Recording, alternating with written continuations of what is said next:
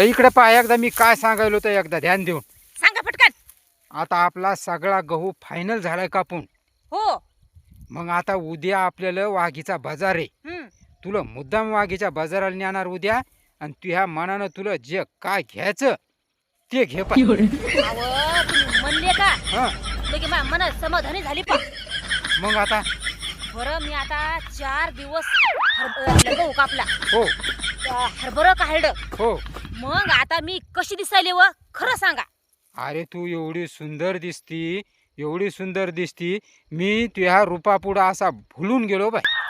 खोटं काऊन बोलता? अरे मी खरं बोलतो, खोटं बोलतच नाही. तुला माहित नाही का? खरं बोलायलोय मी. अहो खोटं बोलता तुम्ही. खरं सांगा. मग ती आपल्या गावात ती एक विसाळलेली कुत्री होती, गावात फिरा जाई, तिचं तोंड पाहिलं का तू? तशी आहे पाय तू दिसायली आता.